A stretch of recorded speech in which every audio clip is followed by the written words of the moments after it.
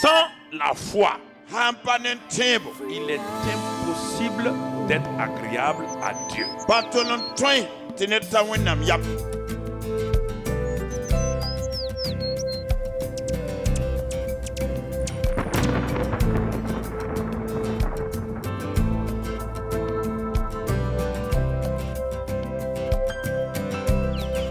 La foi plaît à Dieu, anoma wen car elle donne au juste d'obéir, de marcher, de faire confiance en Dieu.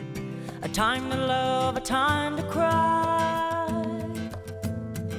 Ever knows its own. La présence du Seigneur. zusaba belmi Et cela est très très important. la ya bomontal nyor kasanga La présence de Dieu avec nous et en nous. wenam belma ne tondo la ton pourrait Pour cela, la bonkanyinga nous devons apprendre à discerner, à reconnaître et à honorer la présence de Dieu en nous et au milieu de nous. ton serem bang te de welere bang wenam belma ton pourrait la ton suka Cette présence de Dieu peut, par un simple écart, comme s'évaporer simplement. wenam belum kanga ton suka a tremet yam wo ni gombile te wa forame lobala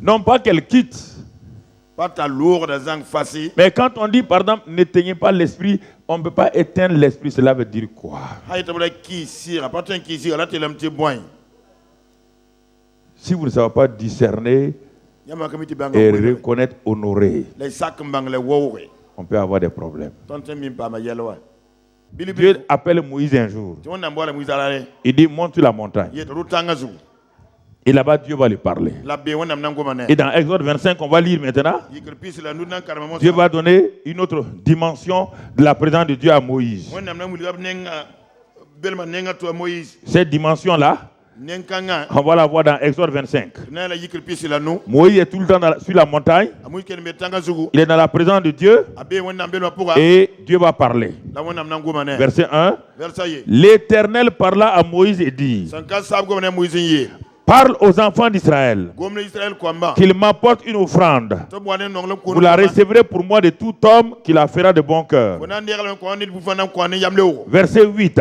versa ni Avec ces offrandes-là, nen wolam kun kaya ils me feront un sanctuaire wona mana sexiga et j'habiterai au milieu d'eux. te mam nan to zinde suka Dieu va dire à Moïse maintenant, wona mna la Moïse mo tu as vu, j'ai apparu dans le buisson. fo nyame mam tuka puga Je suis dans la colonne de feu. ambe sawadra puga Maintenant, je veux que toi-même, mo sa fo menga si tu es sûr, sa mi si ven tu as confiance à ma parole, ki zamam gomda sida toi-même fabrique quelque chose fo menga yarbum et moi, Dieu, ti mama je wona vais descendre dans ça là nan siga be puga et je vais me tenir. lam nan yal Je sabe vais habiter au milieu de vous. nan zinde yam suka Alors, si tu ne peux pas croire, fo samba tan ki sida écoute-moi, kel mamwe que le grand Dieu éternel là ti wen kasa ngambe wakat fa dit à Moïse yela Moïse de faire une caisse to man kese et que Dieu va venir là-bas. wona mke kesa Si puga Dieu ne va être dans une caisse, wona batin zin kese comment tu peux croire wona fo de que kisa Dieu vit en toi? ti wona mvuya fo puga Voilà ton problème. ade fo yella beka Dieu est en train, il nous amène à quelque chose. Tout Ouais, doucement, tout doucement, tout tana doucement, ton tout doucement. borboron der bum pour ndate ton bangre venra Quand Moïse regarde le ciel, Moïse sandange sasa c'est sans limite. tapata teka Et Dieu est plus grand que le ciel. wona mi yida sasa Comment le Dieu qui est plus grand que le ciel wona mi yid sasa gilli peut me demander kosma de faire une caisse tima man kes et que lui, timamba il va wende venir dans la caisse là. amna wa be kesa puga Et il va, c'est là-bas qu'il va te parler. la belam nan gomne fo Voilà le problème. ade yella menga Et cette caisse aujourd'hui, c'est toi. la kes kangulunde fo Écoute, kela koy est-ce que Moïse a eu un problème? ni ya Moïse ba ma yelmta yella Est-ce que Moïse a dit, mais Dieu? Moïse wende Est-ce qu'il a levé le ciel et dit, mais comment le grand Dieu comme ça là peut être dans une caisse? ni ya wen kasan kanga tenzi na kes pour manto C'est la révélation qui est claire. ya venra Dieu est en train d'amener Moïse que sa foi monte en lui et qu'il commence à discerner que tout ce que Dieu va dire est possible à celui qui croit.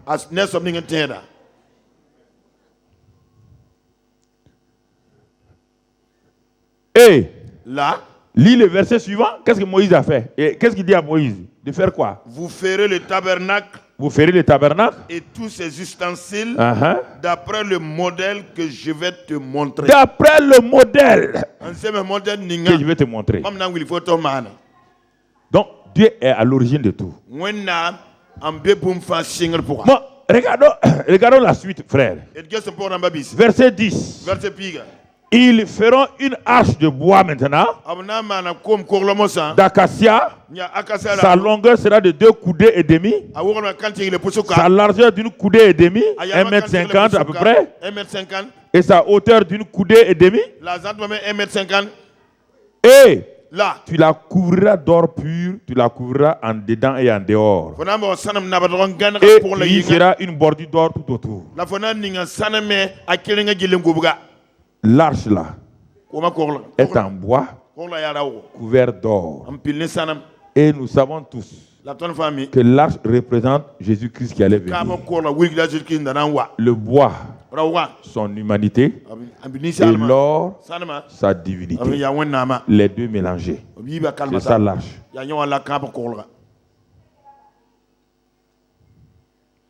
Écoutez.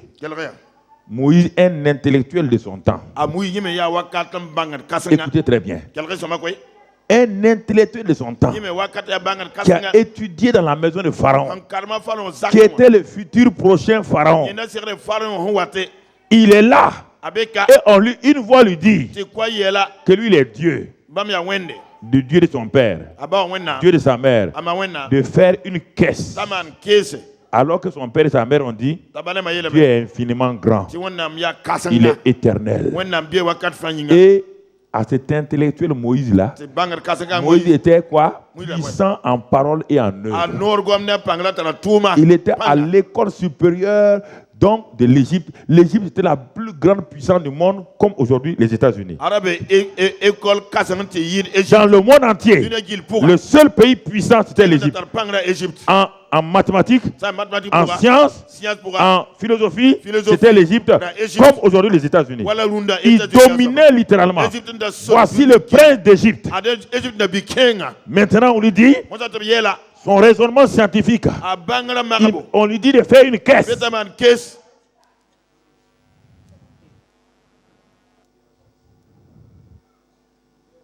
De faire une caisse. Et Dieu dit de couvrir cette caisse-là d'un couvercle qu'on appelle propitiatoire. Et que sur ce couvercle-là, de faire 2 chérubins en or face à face. Une caisse. Deuxièmement, tu m'as déjà dit sur la montagne, tu ne feras rien comme image. Et tu me dis maintenant de faire 2 chérubins fabriqués par moi. Ah Dieu, tu me crées des problèmes. Mais Moïse n'a pas. Non, Moïse, il a commencé à connaître les voies de Dieu.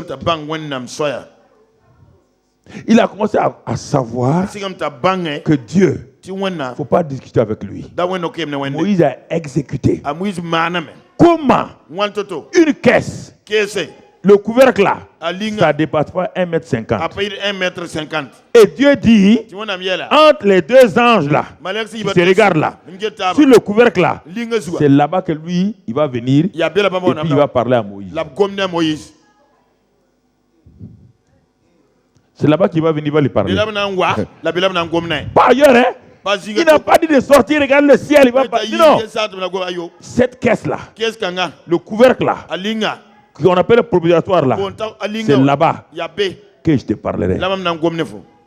Comment Dieu peut devenir un nain ici? Est-ce qu'on ne le voit même pas?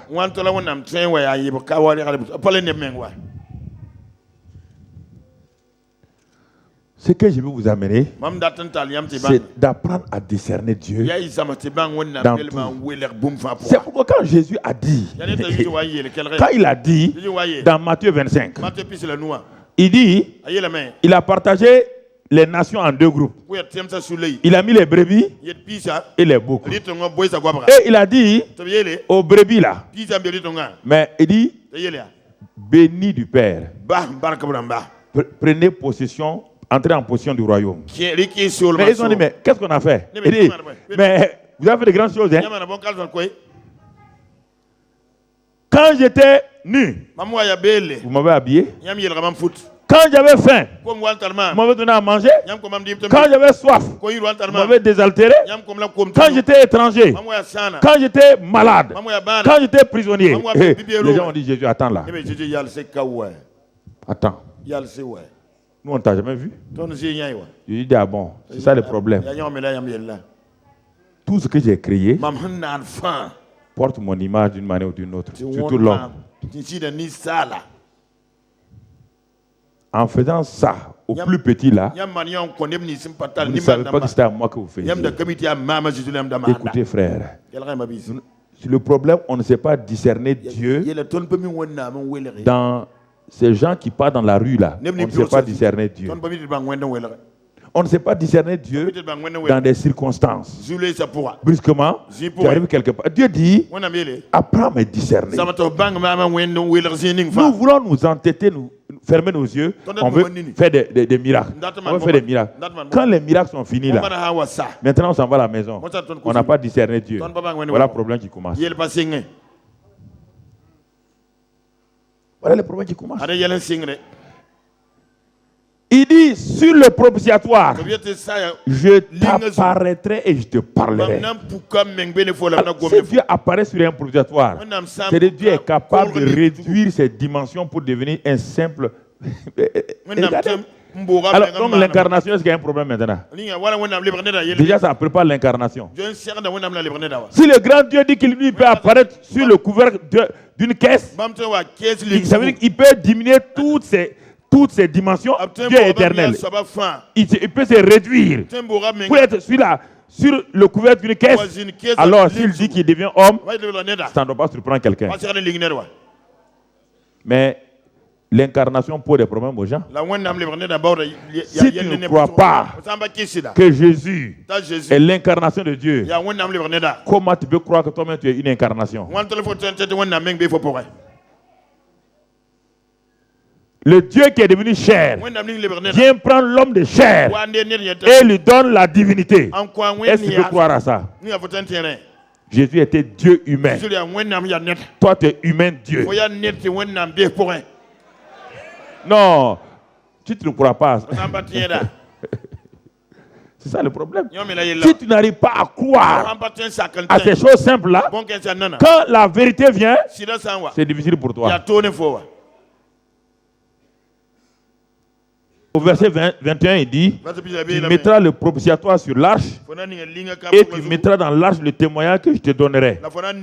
Verset 22, c'est là que je me rencontrerai avec toi du haut du propitiatoire, entre les 2 chérubins placés sur l'arche du témoignage, et c'est là que je te donnerai tous mes ordres pour les enfants d'Israël. Depuis ce jour-là, tout ce que Moïse a écrit, tout ce que Moïse a dit, vient d'où? De cet endroit-là.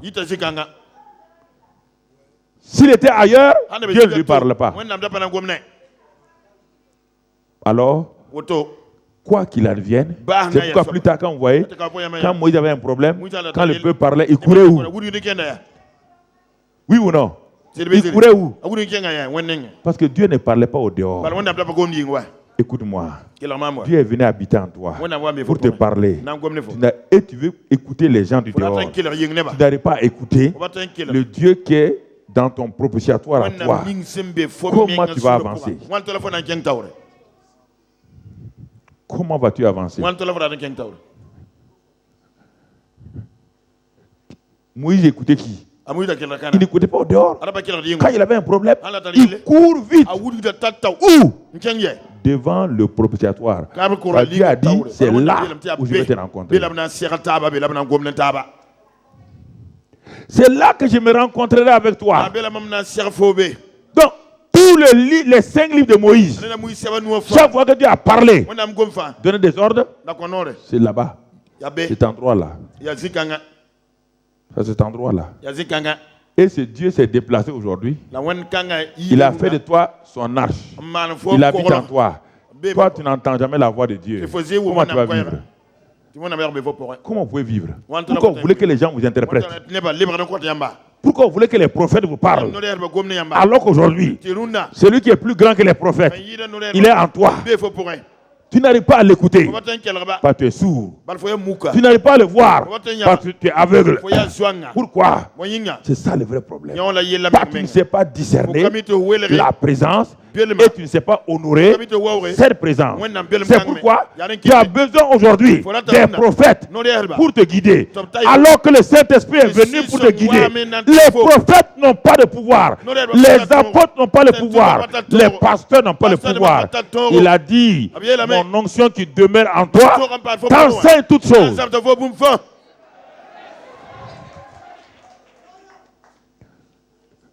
Moi, je te parle là, non? Est-ce que je suis en train de me diminuer? Non, tu dis la vérité. Tu dis la vérité. Il est venu vivre en toi. Tu ne l'écoutes pas. Le prophète a un problème. Il révèle ton problème. Lui-même n'arrive pas à résoudre ses propres problèmes. Lui-même n'arrive pas à écouter Dieu pour lui. Le pasteur parle à toi. Et lui-même il a des problèmes.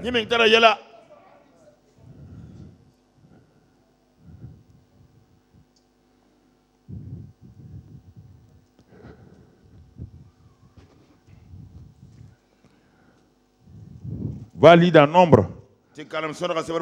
Nombre 7. Nombre 7. Et verset 89. Nombre 7, verset 89. Regarde ce qui est dit là-bas encore. 7, 89. Lorsque Moïse entrait dans la tente d'assignation pour parler avec l'Éternel, il entendait la voix qui lui parlait du haut du propitiatoire placé sur l'arche du témoignage entre les deux chérubins et il parlait avec l'Éternel.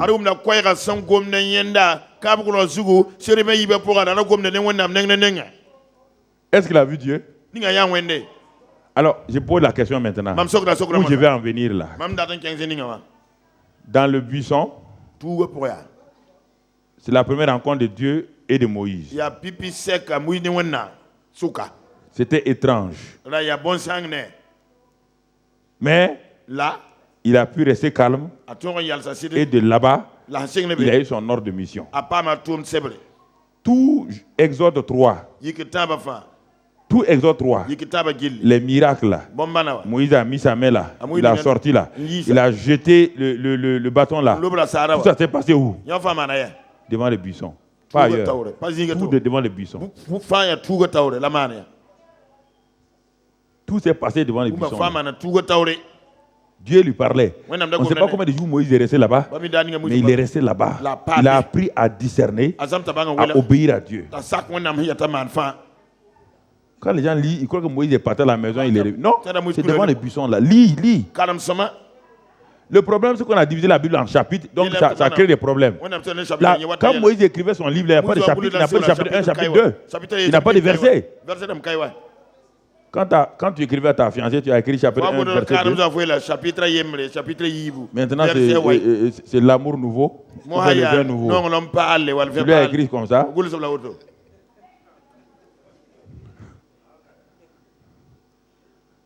Tu ne l'as pas écrit comme ça. Mais pour que nous comprenions, on a divisé ça en chapitres. Ça a été fait dans le temps moderne. La Bible était, mais les gens lisaient seulement une lettre. Une lettre. Donc vous voyez, frère, Dieu, la voix, il entendait la voix. Où il est arrêté devant une caisse, il entend une voix.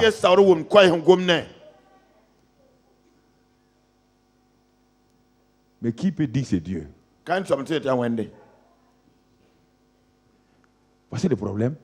C'est que vous n'arrivez pas à discerner la voix de Dieu. Quand Dieu vous parle, vous attribuez ça à Satan. Vous entendez Satan plus que Dieu. Tous les jours, Satan a fait ça. Et un chrétien qui a des oreilles pour Satan, qui a des yeux pour Satan, quelque chose ne va pas. Tous les jours, pasteur, Satan a fait ça. Mais, et Dieu? Et Dieu?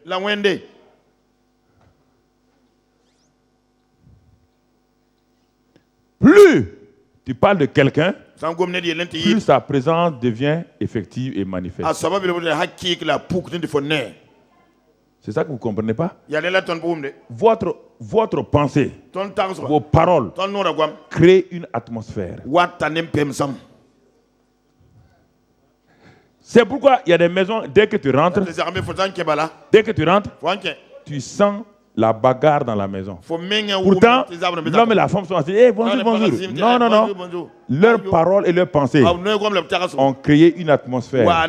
Ils peuvent rire, il n'y a rien. Tu sens que dans la maison, là, il y a eu bagarre. Ils sont en bagarre. L'homme va dire, hey, chérie, c'est faux. C'est pas chérie. La femme va dire, réponds, chérie, oui, c'est faux. Ne regarde pas ce qu'ils disent là. Regarde l'atmosphère. L'atmosphère est là. Tu ne peux pas mentir. Ça ne peut pas mentir.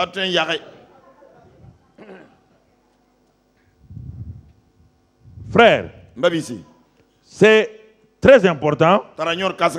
Donc on voit ici, Moïse parlait à Dieu, et Dieu parlait à Moïse, où du haut du propitiatoire, c'est du couvercle. Et lui aussi il parlait avec Dieu. Ah. Il parle avec quelqu'un qu'il ne voit pas. C'est ça qui augmente ta prise de conscience de Dieu. On te dit, dis que celui qui est en moi est plus grand que celui qui est au dehors. Tu dis comment je vais dire une chose comme ça là? Comment? Un homme qui parle comme ça au hasard. Quand Moïse parlait, est-ce qu'il voyait Dieu? Il entendait une voix. Qui t'a dit que c'est Dieu? Il a appris à dialoguer et à communiquer avec Dieu de cette manière-là. C'est ça la foi là. Ce n'est pas la vue. La foi, c'est la foi. Tu ne vois pas Dieu. Il n'y a rien. Et tu parles à quelqu'un. Tu lui parles. Tu lui parles. Si quelqu'un vient, tu parles à qui? Je parle à Dieu. À toi aussi. Où est Dieu? Dieu est là. C'est ça qui développe ta prise de conscience de Dieu. Savoir parler à Dieu quand tu es seul. Parler à Dieu quand tu es seul. Parler à Dieu quand tu regardes le miroir. Cet homme qui est habillé là, c'est le temple du Saint-Esprit. Devant le miroir, c'est ça que je dis. Mamadou Karambiri, regarde, l'homme qui est devant toi là, c'est le temple du Saint-Esprit. Il est puissant, il est mort puissant, c'est lui là. Quand toi tu regardes ton miroir, tu vois tes deux oreilles pam. Ah, comment un homme peut avoir des oreilles comme ça, des lapins là? Tu as des oreilles de lapin. Dieu habite dans un lapin. Les lapins sont faits pour les rôtir et manger.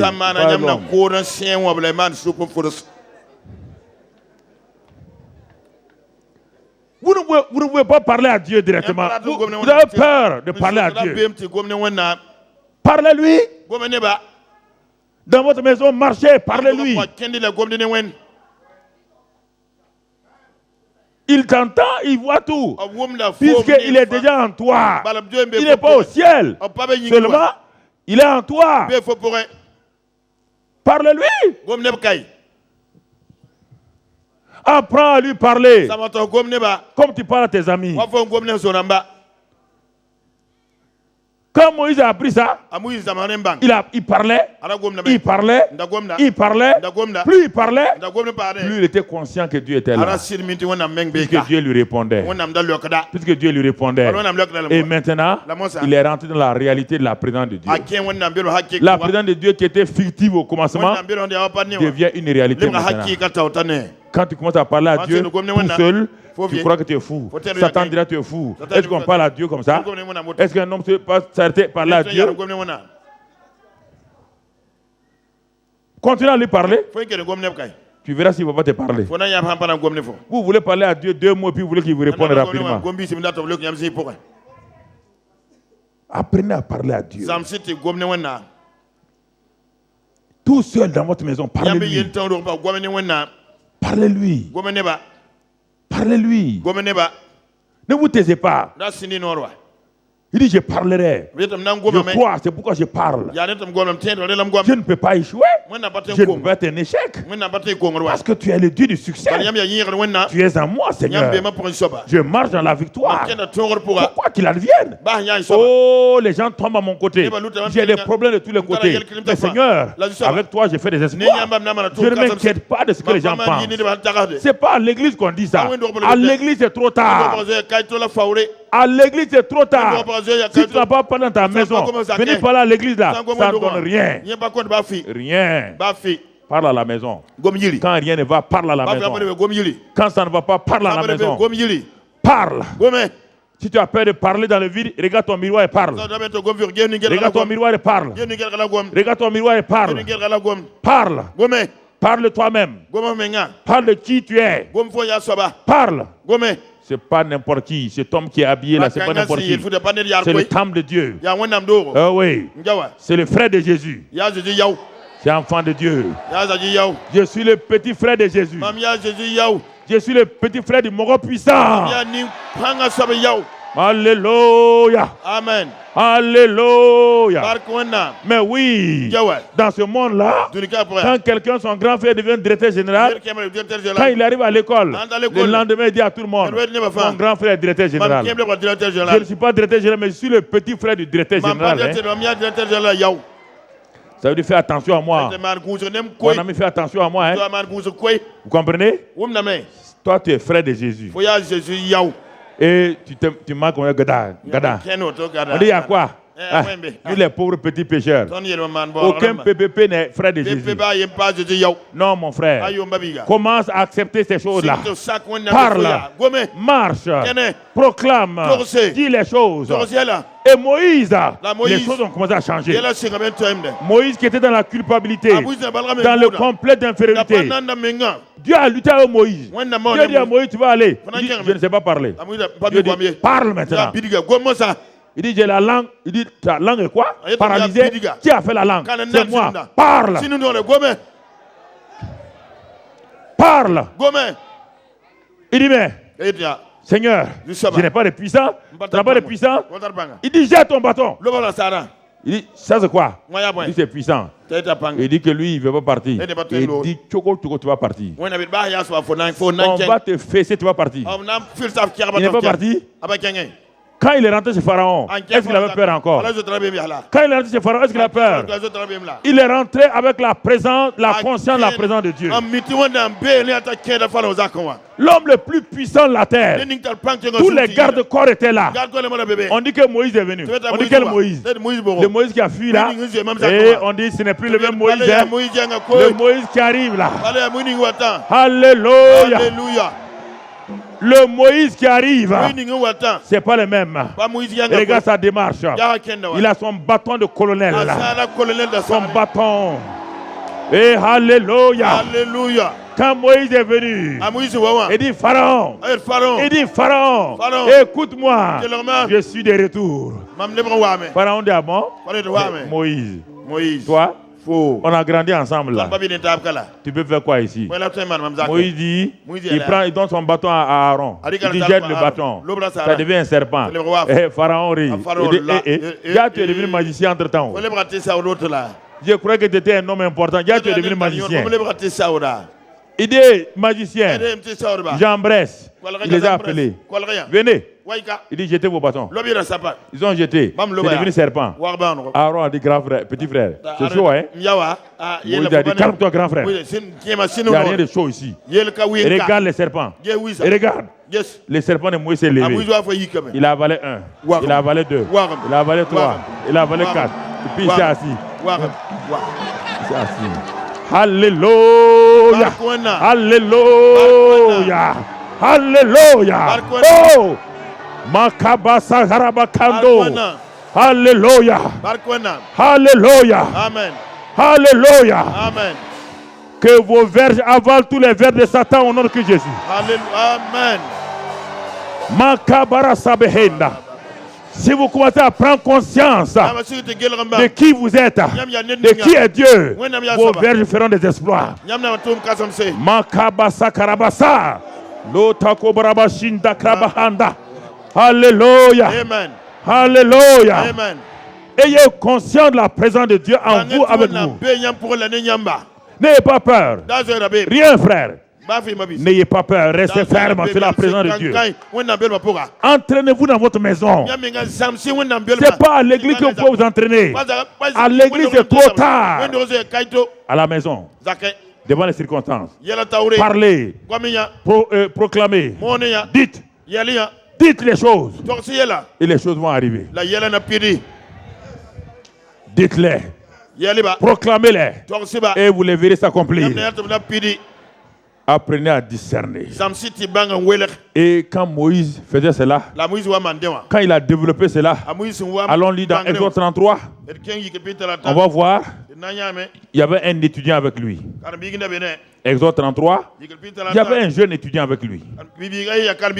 Alléluia. C'est bon. Chaque père doit avoir des enfants. Exode 33, verset 11. L'Éternel parlait avec Moïse face à face. Où? Près du prophétiatoire là. N'oubliez pas qu'il est devant l'arche. Hein? Il parlait avec Moïse comme un homme parle à son ami. Puis Moïse est retourné au camp. Mais là, il y a un mais ici. Dieu nous révèle quelque chose. Son jeune serviteur Josué, fils de Nun, ne sortait pas du milieu de la tente. Quelque chose va se passer. Ce jeune homme-là ne connaissait pas Dieu. Mais en suivant Moïse dans la tente, en écoutant Moïse parler, il n'est pas dans le lieu très saint. C'est Moïse celui qui est rentré là-bas. Mais dans le lieu saint là, au centre de la tente là, il entendait Moïse parler. Mais il y regardait, il ne voyait rien. Il dit, mais le papa là, il parle à qui? Il parle à qui?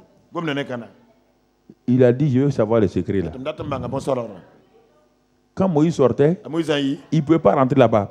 Il n'a pas l'envergure de Moïse. Mais là où il est là, il dit, hey, l'homme, c'est celui à qui Moïse parle, tu es là?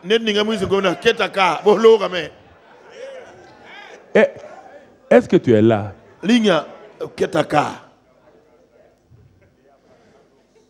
Il va commencer à découvrir le secret de Moïse. Il va commencer à être conscient que Moïse ne parle pas au vide. Que Moïse ne parle pas au vide. Non. Moïse ne parle pas au vide. Vous savez? Il faut être conscient de la présence de Dieu. Quand je suis dans ma chambre là, automatiquement, pourquoi j'aime ma chambre? Et pourquoi j'aime quand je suis à l'hôtel, les chambres d'hôtel? Pourquoi, frère? Les gens peuvent m'inviter comment? Mais je suis mal à l'aise quand je suis en ville. Dès que je rentre dans ma chambre, là, je sais que je rentre dans l'intimité. Je transporte la présence de Dieu dans ma voiture. Mais le lieu secret où je développe, c'est dans ma chambre. Pourquoi? Je vous ai raconté l'histoire que quand je ne savais pas qu'est-ce que la présence de Dieu, Dieu s'est révélé à moi. Je vous ai déjà raconté l'histoire. J'aimais prier quand j'étais arrivé au Burkina et je travaillais à l'ONAC. J'aimais prier longtemps. Mais je ne voyais pas de résultat. Et j'ai dit à un des jeunes là qui me suivait, il dit bon, vendredi prochain, on travaille au Burkina le samedi. Mais c'est dans cette période qu'on a dit qu'on ne travaille plus au Burkina le samedi. On a fait une semaine de 5 jours avec repos le samedi. Donc moi j'étais content. Il dit bon, vendredi soir, tu viens avec moi, on va le prier. J'avais ma chambre de prière. Un vendredi, je l'ai pris. Il dit mais moi je sais que Dieu parle aux gens. Il ne m'a pas parlé. Depuis que je l'ai vu en France là, depuis qu'il est venu dans ma chambre en France là, je n'ai plus entendu parler de Dieu. Mais j'ai dit que Dieu parle. Et puis Dieu se présente. Je ne sais pas comment. Il vient avec moi. Il est venu vendredi soir. On est parti. À 22h, on s'est enfermé. On a commencé à prier. La chair priait d'abord. On prie, on baille, on dort, on prie, on baille. La chair est comme ça.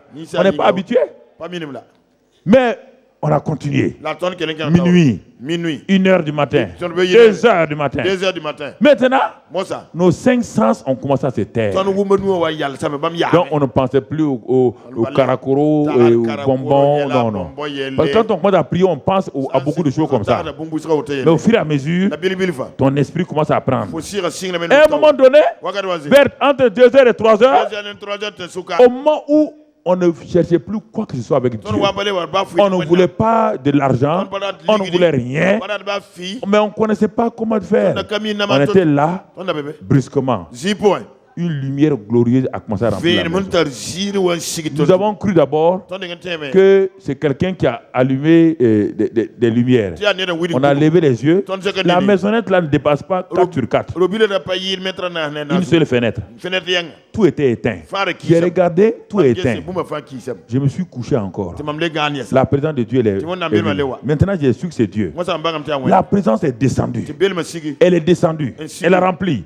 À un moment donné, on était à plat ventre. La présence était tellement forte. C'est la première fois que j'ai su que la présence de Dieu peut tuer quelqu'un. Si tu ne prends garde. Mais on était silencieux. Si quelqu'un était au dehors, il pouvait entendre nos cœurs faire gougou. Parce que on avait en même temps peur. Est-ce qu'on ne va pas mourir? Mais qui va parler à son camarade? Personne ne parle à son camarade. On est là. Et puis à un moment donné, quand la présence descendait, mon jeune ami là, il m'a saisi par la ceinture. Il était couché, il a saisi ma ceinture. On était tous les deux couchés. Vous savez? En 77, hein? Saisis ma ceinture. Mais moi, je ne lui dis rien. Et puis quand la présence de Dieu est restée, 10-15 minutes, ça a commencé à monter. Monter. Et c'est parti. Quand c'est parti, l'obscurité est venue. On a ouvert la porte. On est sorti. Mon frère. On est parti. Qui est vous? Tu vas mourir cadeau comme ça? Mon ami. Qui est vous? On est sorti. Maintenant, quand on est arrivé sur la terrasse là, je lui demande maintenant. Mais je ne dis pas son nom parce qu'il dit mais quand c'était chaud là, tu attrapes ma ceinture. C'est quand je cherche, toi tu attrapes ma ceinture. Et il me dit, écoute-moi. Quand j'ai saisi ta ceinture, j'étais convaincu que Dieu est venu t'enlever. En saisissant ta ceinture là, la ceinture va rester. J'ai dit, mais si je pars, la ceinture va tomber. C'est ça, lui, il a attrapé la ceinture. Il a attrapé la ceinture. Mon ami. La présence de Dieu. La présence de Dieu est une réalité. La présence de Dieu est une réalité. La deuxième présence de Dieu que j'ai expérimentée, c'est dans ce bâtiment-là. Pas le grand bâtiment. La première église, c'est celle-là. Et les murs étaient élevés. C'était Sol Confort Décor qui construisait cela. Quand les murs étaient élevés, j'ai quitté le service. Je suis venu un soir, vers 17h, pour voir les travaux. Écoutez-moi, je suis rentré par la porte de derrière là, tout seul. Quand je suis rentré, je suis arrivé au milieu, là où il y a le caméraman là. Écoutez-moi, une présence s'est engouffrée dans le bâtiment. Frère, avant que je sache, 2, 3, j'étais au dehors. Une présence, la présence de Dieu, je ne pouvais pas supporter. Mon corps ne pouvait pas supporter. Et la voix de Dieu m'a dit, Ça, c'est moi qui bâtis. Parce qu'en réalité, j'étais venu, j'étais content de moi-même. On est en train de bâtir une grande église maintenant. Puis puis brusquement, Dieu dit, tu n'as rien à faire. C'est moi. Et sa présence-là m'a saisi, j'ai fui. Depuis ces jours-là, je ne dis plus que j'ai bâti quelque chose.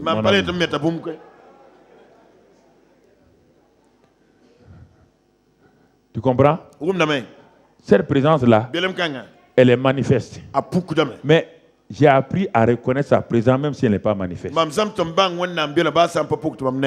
Et parfois, je sais que sa présence est là.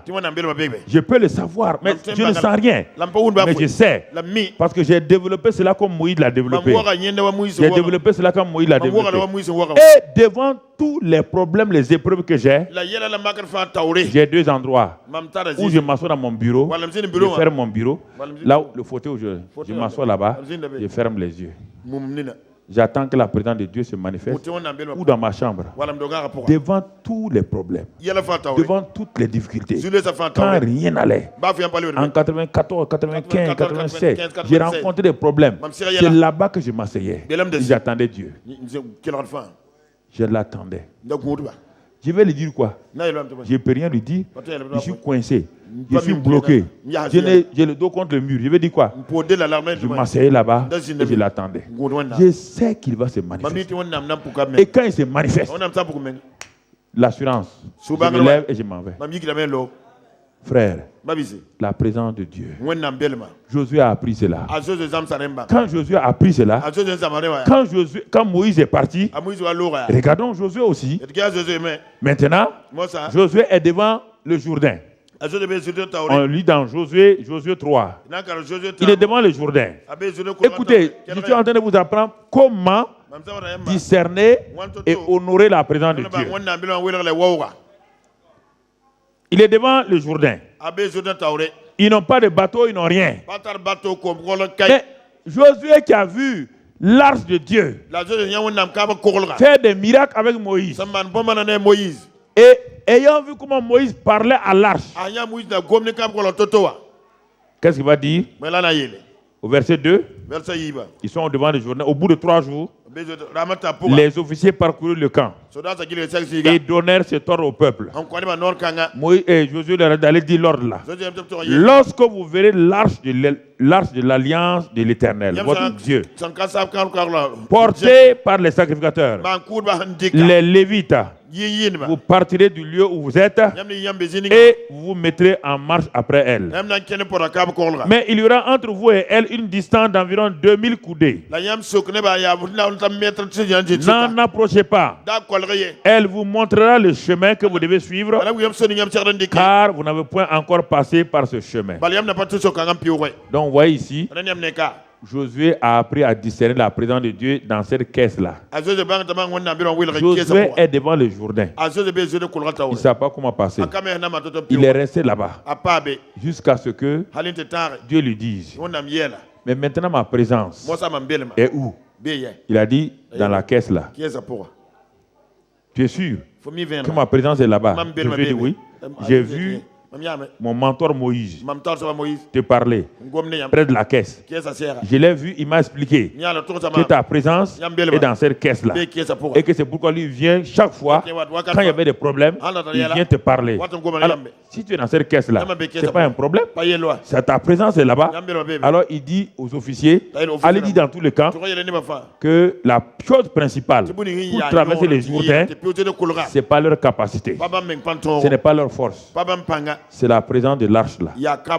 L'arche là va nous dévancer.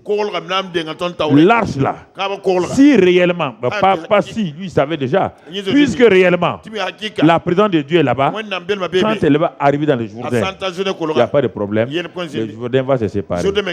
Les gens ont regardé Josué. Ah, chef. Tu crois que tu es Moïse? Il dit non. Ce n'est pas une question de Moïse maintenant. Vous comprenez? Ce n'est pas une question. Ouais, tout le monde croit que c'est Moïse qui a fait des miracles. Tout le monde est en train de se rendre compte que ce n'est pas Moïse. C'est Dieu qui a fait les miracles. Vous comprenez? Parfois, on a remis des hommes de Dieu. On croit que c'est eux. Non. Le petit Josué là, ce qui est important, c'est qu'il soit conscient que la même arche là, dans laquelle se trouve la présence de Dieu là, qui a fait des miracles pour Moïse là, est la même arche qui est devant maintenant le Jourdain. C'est la même arche. Si Dieu était dans cette arche avec Moïse, et si Dieu n'a pas changé, même le plus petit enfant, s'il a cette arche-là, n'importe quel Jourdain va s'ouvrir devant lui. Écoutez très bien. Si une caisse portée par des hommes, vous entendez? La caisse est portée par qui? Par les hommes. La présence de Dieu est portée par qui aujourd'hui? Toi. Alors pourquoi quand tu arrives devant un Jourdain, les Jourdains ne s'ouvrent pas? Parce que tu n'apprends pas à discerner, à honorer. Devant les Jourdains, tu trembles. Devant les Jourdains, tu as des paroles négatives. C'est pourquoi les Jourdains restent fermés. Il dit au sacrificateur, quand vous arriverez, mettez seulement vos pieds, puisque vous êtes les pieds et les mains de l'arche. Nous sommes les pieds et les mains de Jésus aujourd'hui. Là où nous mettons nos pieds, Jésus met ses pieds là-bas. Là où nous mettons nos mains, Jésus passe par nos mains. C'est pourquoi aujourd'hui c'est la même chose. Donc, l'arche n'a pas de pieds. Ce sont les pieds des sacrificateurs qui sont les pieds de l'arche. C'est pourquoi l'arche ne marche pas par elle-même. C'est pourquoi un homme doit transporter l'arche. Un homme doit transporter la présence de Dieu. C'est ça le secret. Dieu veut que vous transportez sa présence. Mais les gens m'ont dit, mais les gens auraient pu raisonner. Comment une caisse peut-elle faire des miracles? Et ils ont mis les pieds. Le Jourdain s'est ouvert.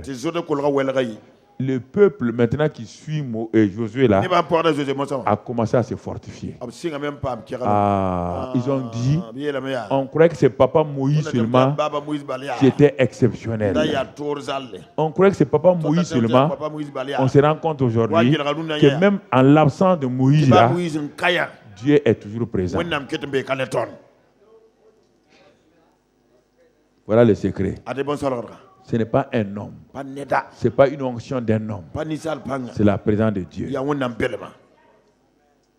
Avec qui? Avec toi et en toi. Arrête d'être complexé. Arrête. Soit les pieds, soit les bras, soit les yeux, soit la bouche de Jésus qui est en toi. Il passe par toi. En ce temps-là, l'arche n'a pas de bras.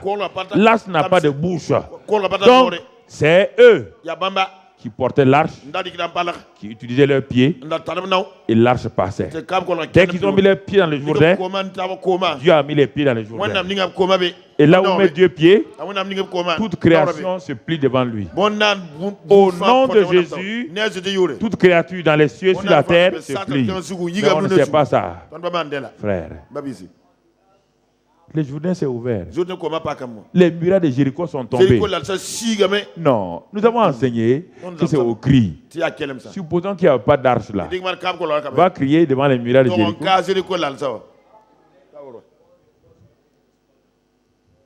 On dit, les murailles de Jéricho sont tombées. Quand le peuple de Dieu a fait... Le peuple de Dieu... Avec quoi? Sans l'arche? Va crier. Lève-toi. Va crier devant ton Jéricho. Rien ne se passera. Si tu n'es pas conscient d'abord que Dieu est en toi, Dieu est avec toi, tu n'as qu'à faire n'importe quel cri. Rien ne se passera. Rien ne se passera. Les miracles de Jéricho sont tombés. Maintenant, ils sont contents. Ils sont rentrés en Canaan. Ils rentrent en Canaan. Ils arrivent dans un village appelé Haï. Ils ont dit, mais non, le village est trop petit. Il ne faut pas que l'arche sorte. L'arche n'a qu'à rester. Ils pensent que sans arche, ils sont capables. Ils ont mis l'arche de côté. Ils ont dit, puis Josué a envoyé des gens. Ils sont revenus en vitesse. On dit Josué, on a des problèmes. Il y a 12 personnes qui sont mortes. 12 personnes? Comment ça? Nous sommes le peuple de Dieu. Dieu dit, vous n'êtes pas mon peuple. Hein? Et ma présence, elle est sortie avec vous? Ils ont dit non. Elle est sortie avec vous? C'est ça que nous oublions. Nous voulons faire les choses maintenant. On pense qu'on est grand. On va faire telle chose, on fait telle chose, on fait telle chose. Et nous allons tous, sans la présence, être conscients de la présence de Dieu. On n'est plus conscient. On pense que nous, on peut faire quelque chose. Ah, l'évangile international est arrivé. Le prophète des nations est arrivé. Mais il est arrivé sans Dieu. Qu'est-ce qu'il va faire? Rien. Rien. Moïse a appris. Josué a appris avec l'arme. Il a appris à discerner la présence de Dieu. Nous devons avoir la même chose. Chacun de nous doit apprendre. C'est une école à discerner la présence de Dieu et à honorer cette présence. Dès qu'on n'honore pas cette présence-là, Satan a le droit de nous créer des problèmes. Jésus nous a dit, sans moi, vous ne pouvez rien faire. Mais on s'entête. Parce qu'on a maintenant, des formations. Formation par Internet, formation par Internet, par Externet, tout. Avec ça maintenant, on n'a plus besoin de Dieu. Frère, non, je sais comment on fait maintenant. J'ai appris tel prophète là a dit dans son chose 1, 2, 3, 4, si tu fais ça, ça va marcher. Tu t'en vas, tu te casses la dent. Et ces choses-là nous font oublier la présence de Dieu. Ça nous fait oublier la présence de Dieu. Et on n'honore plus la présence de Dieu. On est content. Parce qu'on a tout. On a tout, sauf Dieu. C'est le problème. On a tout, sauf cette présence de Dieu. Et c'est pourquoi on n'a plus d'échecs. Avec tout ce qu'on a, plus que les premiers chrétiens qui n'avaient rien, qui n'avaient même pas de Bible, sauf l'ancien rouleau de l'Ancien Testament. Et tout le monde n'a même pas accès à ça. Mais ils étaient conscients de la présence de Dieu. Ils honoraient la présence de Dieu. Et si quelqu'un dans leur milieu refuse d'honorer, comme Ananias et Saphira, ils étaient raides de mort. Peut-être si Dieu faisait comme ça, on va revenir un peu en arrière.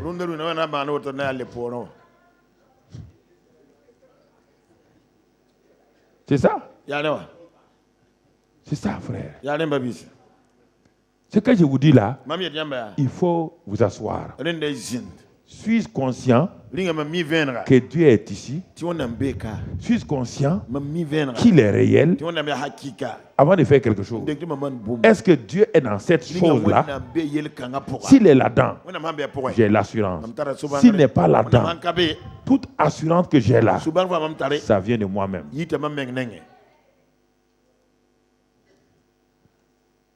Parce que n'oubliez pas que sans le Saint-Esprit, les hommes qui ont chuté là étaient en train de faire la tour de Babel pour aller au ciel.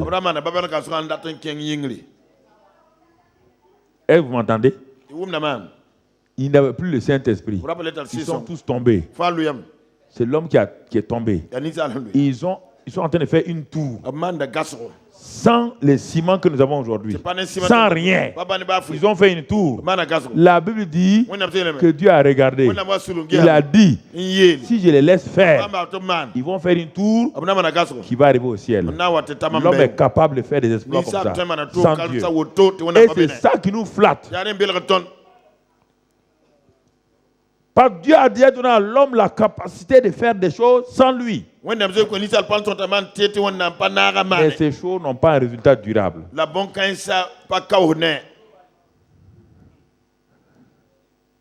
Nous pouvons faire des campagnes d'évangélisation. les gens vont se convertir. Qu'est-ce que le papa Billy Graham a dit à un moment donné de sa vie? Il s'est assis, il a fait le résumé. Vous savez que Oral Robert est parti, hein? Il est parti. Ce grand homme de Dieu est parti. Billy Graham a fait des campagnes. Des milliers de gens viennent. Des milliers de gens viennent. Et il a commencé à faire le point. Il retourne dans les villes où il y a eu 15 000 personnes, il y a eu 20 000 personnes, des fiches de décision. Les pasteurs étaient contents. Il retourne un an plus tard. Il demande, sur les 20 000, les 30 000 là, combien sont devenus chrétiens? Même pas 1000 personnes. Alors, je pose la question. Qu'est-ce qui a attiré tous ces 30 000 personnes à courir devant Billy Graham qui veut recevoir Christ? Il courait et il venait pleurer devant lui. Alors, la question. Billy Graham s'est arrêté. Il dit, mais qu'est-ce qui les faisait amener alors?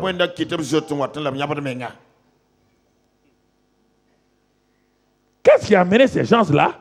Quand je lançais l'appel, prenez les films de Billy Graham, vous allez voir les gens quittent les estrades avec leurs enfants, avec leurs femmes. Ils courent, ils pleurent, ils s'en vont. Un an plus tard, ces gens qui ont couru là sont dans les bars, dans les boîtes de nuit, en train de vivre. Billy Graham a dit quelque chose ne va pas. Et Dieu lui a dit, mon fils, l'homme est capable. C'est pourquoi Hitler a soulevé toute l'Allemagne.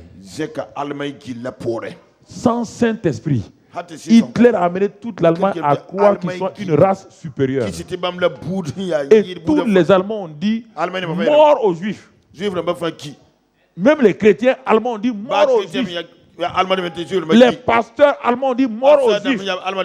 Hitler, sans le Saint-Esprit, a parlé, a convaincu tous les Allemands que la race juive n'est rien, que la race allemande est la supérieure. Les Noirs n'en parlons pas. Il a refusé de saluer les champions du monde en choses. Il y a eu les Jeux olympiques là-bas. L'Américain noir là. Il a été premier champion du monde. Hitler a dit, oui, ça met dans la main des Noirs, il n'y a pas moins. Ça, tout sauf ça. Alors, comment Hitler a fait? Quand Hitler parlait, les Allemands tremblaient comme ça. Tremblaient. Les intellectuels, les pasteurs, les prêtres, tout le monde tremblait. Quand il dit mort aux Juifs, les pasteurs, les prêtres courent. Mort aux Juifs. Mort aux Juifs. Qu'est-ce qui a fait ça? L'homme a une capacité pour émouvoir les gens. Son éloquence peut émouvoir les gens. Mais ça ne dure pas. Ce que je vous dis ce soir-là, c'est très important. L'homme est capable de faire des exploits. C'est pourquoi il envoie la fusée à la lune. Sans Dieu. Dieu n'a pas envoyé des fusées à la lune. Pour faire quoi? Dieu veut que vous envoyez la fusée à la lune pour faire quoi?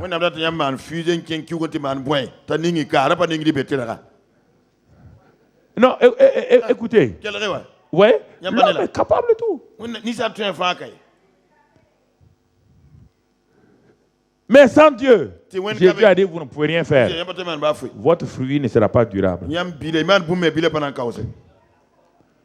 Mais un autre homme, Charles Finet, il ne rassemblait pas les foules. Mais quand il va dans une ville, à 15 km, toute la ville tremble. Ils ne l'ont pas vu encore. Hein? Il n'est même pas rentré. Les bars se ferment. Parce que il transportait la présence de Dieu. Quand il s'assoit comme ça, il regarde quelqu'un comme ça là. Il regarde quelqu'un comme ça. Le type commence à tomber à terre. Il pleure. C'est depuis que le temps de Jésus et de Paul, l'homme qui a eu le plus de résultats, c'est Charles Finet. Ses convertis sont restés intacts. Parce qu'il transportait la présence de Dieu. Il n'est pas dans une ville appelée Satan aux États-Unis. Les gens ont appelé la ville à Satan, entre des Satan. Entre des Satan, c'est-à-dire le ventre de Satan. Ils ont dit Charles Finet ne peut pas rentrer ici. Il ne peut pas rentrer. Il a essayé une première fois, ce n'est pas possible. Il est parti se préparer. Il est venu. Ils sont venus à la réunion. Il a prêché l'enfer. Les gens étaient assis, ils regardaient, riaient. Il est parti encore. Il a prié. Dieu a dit, vas-y maintenant.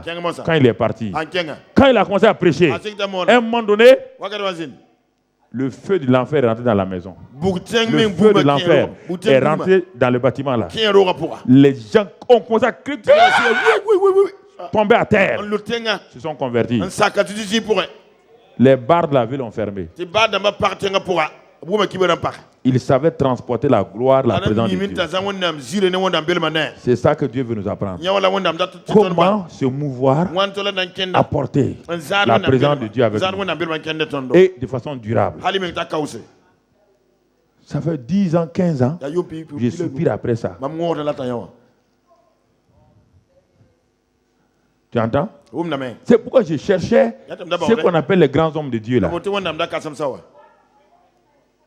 Je les cherchais. C'est pourquoi les Maurice Serlo sont venus ici. Je suis allé chez Benny Hinn à Orlando. Ensuite à Anaheim. Il a pris. Écoutez, ceux qui. Je ne sais pas où la cassette se trouve. Il était à Maurice Serlo. On était 15 000 personnes à Anaheim. J'étais en grand boubou, basin bleu. Il m'a repéré. Dit hey, Kamya. De monter. Je montais devant tout le monde. 15 000 personnes qui regardaient. Il dit regardez, il a enlevé sa veste. Il a enlevé sa veste. Il a plié sa veste. Je me suis tenu à 12 ou 15 mètres. Quand il a jeté sa veste comme ça, j'ai volé comme une plume. Allait tomber. Quand je me suis levé, comme j'ai cherché la puissance là, quand je me suis levé, tous ici là, il y avait un poids lourd. Mon frère, je ne veux pas que quelqu'un me touche pour enlever l'onction là. Quand les gens viennent, je ne suis pas dans ma chambre d'hôtel. Il ne faut pas que quelqu'un me touche. Hein. Je salue personne. Je sentais l'onction là sur moi. J'ai pris la vie avec ça. Je suis arrivé à Ouaga. Ma femme dit alors, comment ça s'est passé? Je dis, cette fois-ci là, c'est ça. C'est ça mon frère. Et puis, une semaine après, je marchais. Ma femme dit, tu marches comme Benny Hinn maintenant. Même sans savoir. Même ça marche, je parle comme ça. L'onction là sur moi. 21 jours plus tard, l'onction est partie. Je me suis levé un matin, je ne sentais plus rien. Je n'ai plus le puissant.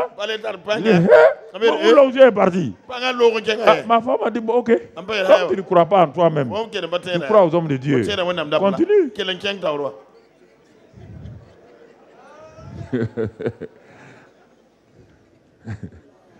C'est ça. Je ne savais pas que Dieu est à moi.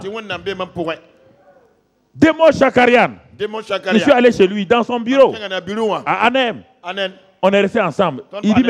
Il me dit, mais toi, qu'est-ce que tu cherches? Il dit, non, je venais pour que tu pries pour moi.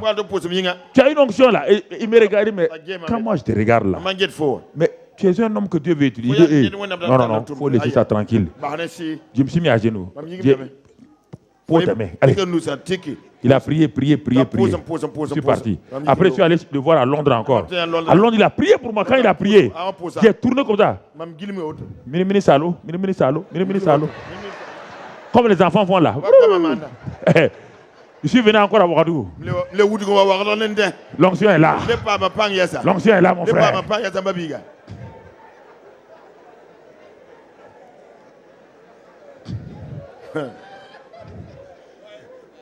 Même pas 10 jours. C'est parti encore. Ah, j'ai dit, je dois être un tuyau percé. Pour que l'ancien la vienne et parte comme ça, il doit avoir un trou quelque part. Mais je ne savais pas que moi-même là, je suis le temple de Dieu. Que Dieu est en moi. Et que là où je m'en vais là, Dieu est déjà en moi. Mais je ne croyais pas ça. Hein. Si tu me dis ça là, Dieu fait bagarre avec toi. Si l'ancien est en moi, mais pourquoi je ne fais pas ça? Dieu dit, mais tu n'as pas développé? Tu ne m'as pas honoré?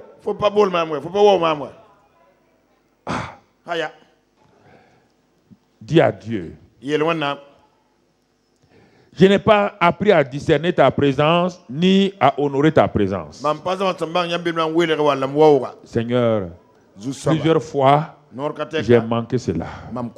Je n'ai pas su discerner et honorer ta présence. Souvent, j'ai été indifférent. Parfois, je me suis opposé. Parfois, j'ai négligé tout cela. Mais ce soir, je me répands, Seigneur. Je me répands d'avoir pris conscience de ta présence et de n'avoir pas t'honoré. Mais je vais apprendre à t'honorer. Je vais apprendre à t'honorer, Seigneur. Je vais apprendre à t'honorer. À discerner ta présence dans tout ce que tu fais. À discerner ta présence dans mes frères et mes sœurs. À discerner ta présence dans les circonstances. À discerner ta présence dans l'église. À discerner ta présence partout. Seigneur, je vais apprendre à discerner ta présence.